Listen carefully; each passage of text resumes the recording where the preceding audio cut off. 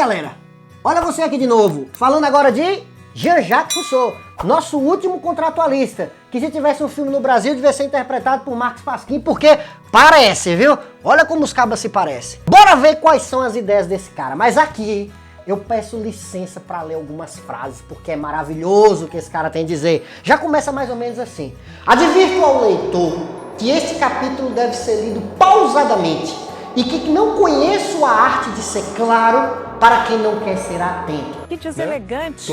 Rousseau é um cara que escreve bem, é gostoso de ler. Vai lá, pega em casa, baixa um PDF. O contrato social e a origem da desigualdade entre os homens. Bora ver o pensamento contratualista desse cara.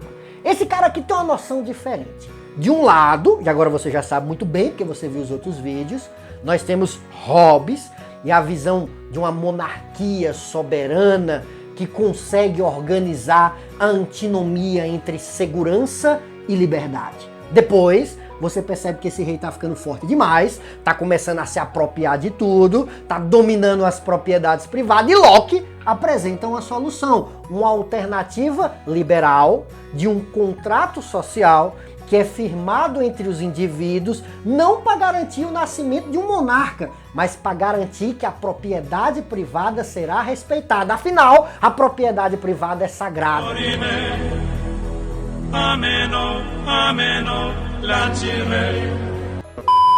E existe desde antes do contrato social. E agora, Rousseau vem com uma visão totalmente ao contrário.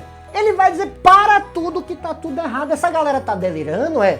Não é assim não. Bora ver o que o pessoal pensa que é o contrato social, para depois ele falar, na visão dele, o que é de fato um contrato social. Vem cá, vai ter que ler comigo, ó. Unamo-nos para defender os fracos da opressão, conter os ambiciosos e assegurar a cada um uma posse daquilo que lhe pertence. Instituamos regulamentos de justiça e de paz, aos quais todos sejam obrigados a conformar-se, que não abram exceção para ninguém e que, submetendo igualmente a deveres mútuos os poderosos e fracos, reparem de certo modo os caprichos da sorte e da fortuna. Numa palavra, em lugar de voltar nossas forças contra nós mesmos nessa batalha eterna do homem-lobo do próprio homem, reunamo-nos num poder supremo que nos governe segundo sábias leis, que protejam e defendam todos os membros da associação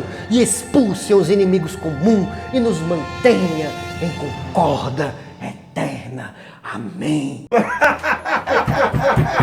Essa é a visão do que seria o contrato social.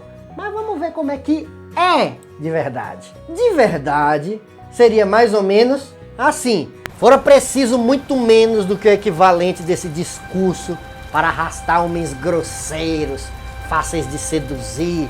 Todos correram ao encontro de seus grilhões, crendo assegurar assim a sua liberdade. Tal foi ou deveu ser a origem da sociedade e das leis, que deram novos entraves aos fracos e nova força ao rico, destruíram irremediavelmente a liberdade natural, fixaram para sempre a lei da propriedade e da desigualdade, fizeram de uma usurpação sagaz um direito irrevogável e, para proveito de alguns ambiciosos, sujeitaram doravante todo o gênero humano ao trabalho, à servidão e à miséria. Tá vendo que parece conversa de esquerda? Tá vendo que o negócio aqui é meio comunista? A visão de Rousseau entende que o contrato social não funda uma sociedade para ter segurança, nem funda uma sociedade que assegure direitos.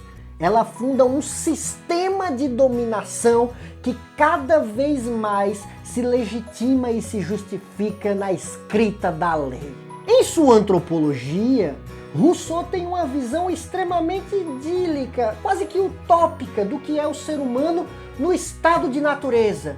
Nessa condição, o ser humano é essencialmente bom. Ele planta uma rocinha ali e ele divide com seus pares conforme a necessidade e trabalha conforme suas forças. É uma visão comunista. A gente tá aqui quase com um pezinho no comunismo. Na ideia dele, A soberania nasce da condição do povo. A soberania não é uma condição de um contrato, mas é algo que está necessariamente na estrutura da própria população. Sua visão de Estado é totalmente diferente. Para ele, o Estado é uma renúncia de vontades individuais para a construção e a realização de uma vontade geral. Quem é que atrapalha tudo? É a propriedade privada. Porque eu sou rica!